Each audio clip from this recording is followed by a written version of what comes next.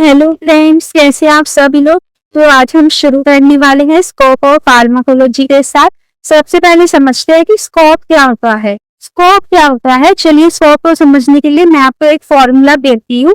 तो scope is equal to uses plus opportunities plus future. मतलब कि स्कोप के बारे में समझते हैं कि स्कोप क्या होता है कि इस फील्ड में आप क्या क्या कर सकते हो और आगे कितनी पॉसिबिलिटीज हैं। यानी कि जैसे अभी हम स्कोप ऑफ फार्माकोलॉजी के बारे में पढ़ेंगे, तो हम लोग पढ़ेंगे स्कोप में कि इस फार्माकोलॉजी फील्ड में क्या क्या आप कर सकते हो फ्यूचर में, या क्या क्या जॉब अपॉर्चुनिटीज हैं आपके पास, ठीक है, उसका कहाँ कहाँ यूज होता है और उसका फ्यूचर में क्या क्या काम हो सकता है, या फिर फ्यूचर में उसकी क्या क्या पॉसिबिलिटीज हो सकती हैं। मतलब फ्यूचर में हम उसके थ्रू क्या क्या कर सकते हैं, वो सब हम किस में पढ़ते हैं, स्कोप में। जैसे फार्मेसी का एग्जांपल लें, तो फार्मेसी पढ़ने के बाद आप किन किन जगह काम कर सकते हो, ठीक है, कहाँ कहाँ आपको जॉब मिल सकती है, आगे करियर ग्रो कैसा रहेगा, यानी कि फर्दर जब आप इस फील्ड में जाते हो तो आपका करियर कैसा रहेगा इन फ्यूचर, ठीक है, इस फील्ड में कितनी अपॉर्चुनिटीज हैं, वो सब हम किस में पढ़ते हैं, स्कोप में।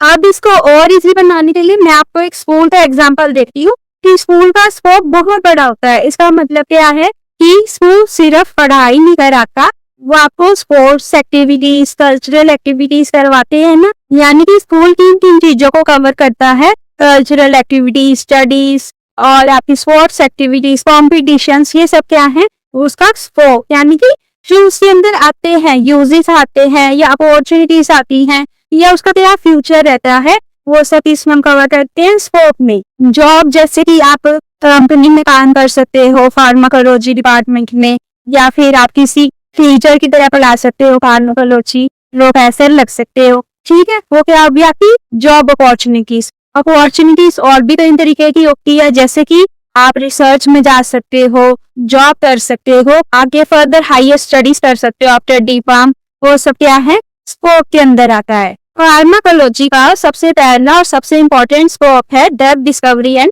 Development. Drug discovery and development simple language में अगर समझे तो ये क्या होता है, नई मेडिसिन की खोज करना और उन्हें डेवलप करना। आपको याद होगा पिछले वीडियोस में ही मैंने आपको बताया था कि हम लोग क्या करते हैं, मेडिसिन के बारे में रिसर्च करते हैं। सबसे पहले ड्रग का पता लगाते हैं कि ड्रग इफेक्टिव है या नहीं है, सेफ है या नहीं है, फिर उसके बाद हम लोग क्या करते हैं, ड्रग से मेडिसिन बनाते हैं। वो सब क्या हो गया कि इसमें आता है ड्रग डिस्कवरी एंड डेवलपमेंट में। एग्जाम्पल के लिए मान लीजिए कि जब कोविड-19 आया था कुछ साल पहले, तो उस डिजीज की मेडिसिन तो पहले से बनी नहीं होगी, तो साइंटिस्ट रिसर्च करते हैं कभी प्लांट से, कभी माइक्रो ऑर्गेनिज्म से, और कभी लेबोरेटरी में नए केमिकल्स बनाकर जो कंपाउंड इफेक्टिव लगता है उस पर और रिसर्च होती है और फिर उससे मेडिसिन बनाया जाता है। यही फार्माकोलॉजी का सबसे बड़ा स्कोप है। जैसे कि मैंने यहाँ पे लिखा हुआ है, it involve searching for new therapeutic agents. Therapeutic agents मतलब ड्रग्स फ्रॉम नेचुरल सोर्सेस हो सकते हैं, जैसे कि प्लांट्स, एनिमल्स, और सिंथेसाइजिंग देम आर्टिफिशियली। आर्टिफिशियली का मतलब होता है लैब में बनाना। जैसे मैंने अभी आपको बताया ना कि लैब में भी जो केमिकल्स, नए केमिकल्स बनाने की ट्राई की जाती है जिससे कुछ इफेक्ट आ सके या जिससे डिजीज को ट्रीट किया जा सके, वो सब इसमें आता है आर्टिफिशियल में। जैसे कि एग्जांपल है discovering the new chemical compound from A plant that can cure malaria. यानी कि हम एक ऐसे प्लांट से कोई केमिकल निकालने या डिस्कवर करने की कोशिश करें जैसे जिससे कि मलेरिया क्योर हो सके, ठीक है, ये सब इसमें आता है ड्रग डिस्कवरी एंड डेवलपमेंट भी। यानी कि नए ड्रग्स की खोज करना और उनसे या फिर नई ड्रग्स बनाना। उसके बाद हमारा टॉपिक है इवैल्यूएटिंग सेफ्टी एंड एफिकेसी। मैंने अभी आपको बताया था कि जब ड्रग डिस्कवर हो जाती है तो उसके बाद सबसे पहले उसकी सेफ्टी और उसकी एफिकेसी का इवैल्यूएशन किया जाता है। यानी कि देखा जाता है कि ड्रग कितनी सेफ है और कितनी इफेक्टिव है। अगर पहले से उस डिजीज की कोई मेडिसिन बन चुकी है तो उन दोनों के बीच में कंपैरिजन किया जाता है कि पिछली वाली मेडिसिन से मेडिसिन ज्यादा इफेक्टिव है या नहीं है। और अगर नई मेडिसिन बनाई जाती है बिल्कुल नई, तो उसके लिए भी देखा जाता है कि वो मेडिसिन ह्यूमंस के ऊपर कितनी इफेक्टिव रहेगी और या फिर डिजीज के ऊपर कितनी इफेक्ट देगी और ह्यूमंस के लिए सेफ है या नहीं है। ये सब इवेल्युएट किया जाता है। इवेल्युएट करने का मतलब जांच की जाती है या फिर पता लगाया जाता है। सेफ्टी मतलब क्या होता है कि मेडिसिन से कोई डेंजरस इफेक्ट्स नहीं होने चाहिए, और एफिकेसी का मतलब क्या होता है कि मेडिसिन अपना ट्रीटमेंट अच्छे से कर रही है या नहीं कर रही है। Through experimental and clinical pharmacology, जब हम लोग स्टडी कर रहे थे ब्रांचेस ऑफ फार्माकोलॉजी के बारे में, तब मैंने आपको बताया था कि एक्सपेरिमेंटल फार्माकोलॉजी क्या होती है और क्लिनिकल फार्माकोलॉजी क्या होती है। अगर आप इनके बारे में डिटेल में पढ़ना चाहते हैं तो आप मेरी सेकंड वीडियो देख सकते हैं। अभी के लिए मैं आपको एक एक लाइन में बता देती हूँ कि एक्सपेरिमेंटल फार्माकोलॉजी क्या होती है और क्लिनिकल फार्माकोलॉजी क्या होती है। एक्सपेरिमेंटल फार्माकोलॉजी क्या है कि ड्रग के इफेक्ट्स और सेफ्टी को जब हम लेबोरेटरी एनिमल्स पर टेस्ट करते हैं या एक्सपेरिमेंटल मॉडल्स का यूज करते हैं। और क्लिनिकल फार्माकोलॉजी क्या होती है कि ड्रग्स के इफेक्ट्स, सेफ्टी और एफिकेसी को हम लोग ह्यूमंस पर टेस्ट करते हैं। इससे हमें क्या पता लगता है कि it evaluates how safe and effective newly discovered drug is, मतलब कि हमारी जो नई डिस्कवर हुई है ड्रग वो कितनी ज्यादा सेफ है और कितनी ज्यादा इफेक्टिव है। First on laboratory animals and then on humans. जैसे मैंने अभी आपको बताया कि सबसे पहले हम लेबोरेटरी एनिमल्स के ऊपर टेस्ट करते हैं, फिर उसके बाद ह्यूमंस के ऊपर टेस्ट करते हैं, और जब ह्यूमंस के ऊपर टेस्ट मेडिसिन पास कर देती है तब जाके उसे मार्केट में लाने की परमिशन दी जाती है। टेस्ट एग्जांपल के लिए, testing a newly developed vaccine on healthy volunteers to check if it works safely, यानी कि जैसे अगर कोई नई डेवलप हुई है वैक्सीन हमारी, तो हम उसको सबसे पहले हेल्थी वॉलंटियर्स पर चेक करते हैं।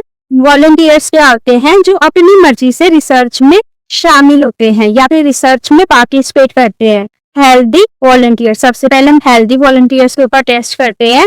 अगर हमें लगता है कि मेडिसिन सेफ है तभी जाके हम उसे क्लिनिकल ट्रायल्स में पेशेंट के ऊपर टेस्ट करते हैं। क्लिनिकल ट्रायल्स मतलब क्लिनिकल फार्माकोलॉजी की ही बात हो रही है।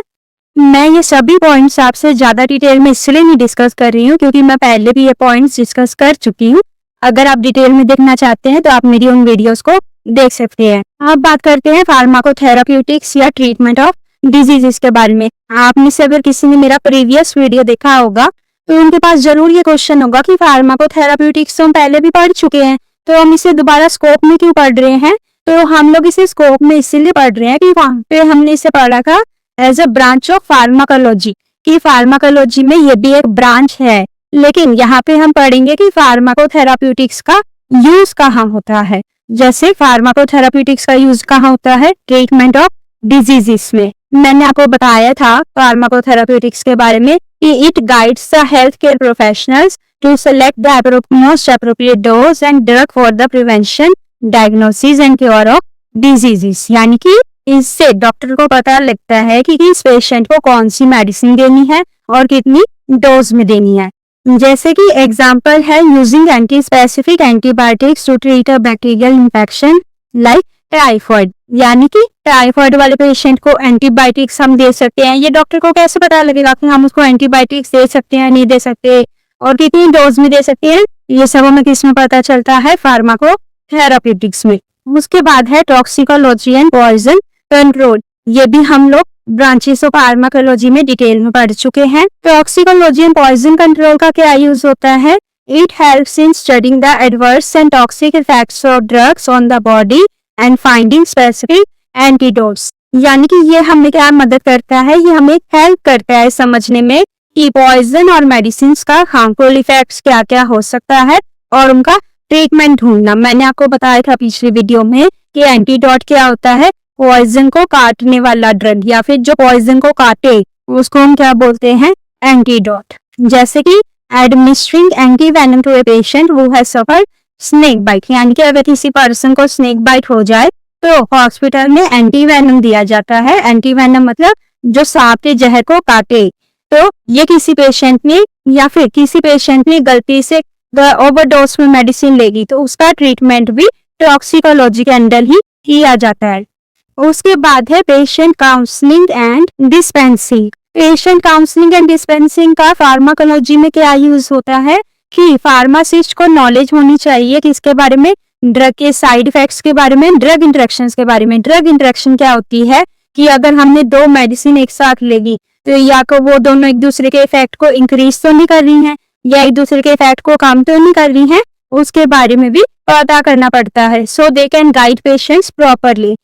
फार्मासिस्ट का काम सिर्फ पेशेंट को मेडिसिन देना नहीं होता है कि प्रिस्क्रिप्शन पढ़ा और मेडिसिन दे दी। फार्मासिस्ट को पेशेंट को ये भी बताना पड़ता है कि मेडिसिन कब लेनी है, कितनी बार लेनी है, खाने से पहले लेनी है, बाद में लेनी है, या फिर ये मेडिसिन इसके साथ नहीं लेनी है, या ये मेडिसिन इसके साथ ले सकते हैं। ये सब फार्मासिस्ट की क्या होनी चाहिए, नॉलेज होनी चाहिए। फार्मासिस्ट को नॉलेज होगी तभी वो पेशेंट को ये सब बता पाएगा। A pharmacist advising a patient not to consume alcohol while taking certain medications। ये क्या है, एग्जाम्पल है। यानी कि फार्मासिस्ट पेशेंट को बताता है कि ये मेडिसिन आप अल्कोहल के साथ नहीं ले सकते, या फिर आपने ये मेडिसिन जब तक आपकी चल रही है तब तक आपने अल्कोहल कंज्यूम नहीं करनी है। क्यों? क्योंकि हो सकता है अल्कोहल उसके साथ लेने से ड्रग के कुछ साइड इफेक्ट्स आ जाए, या फिर अल्कोहल जो है वो हमारी बॉडी में कुछ साइड इफेक्ट शो कर दे। पेशेंट काउंसलिंग एंड डिस्पेंसिंग मैंने आपको ज्यादा डिटेल में इसलिए नहीं पढ़ाया है क्योंकि ये भी मैं पहले ही कवर कर चुकी हूँ। अगर आप ज्यादा डिटेल में पढ़ना चाहते हैं तो आप प्रीवियस वीडियोस हमारी देख सकते हैं। तो फ्रेंड्स, ये था हमारा स्कोप ऑफ फार्माकोलॉजी का पार्ट 1। नेक्स्ट वीडियो में हम पढ़ेंगे पार्ट 2, जिसमें हम 5 स्कोप के बारे में और पढ़ेंगे। यानी कि टोटल मैंने 10 स्कोप लिखे हुए हैं।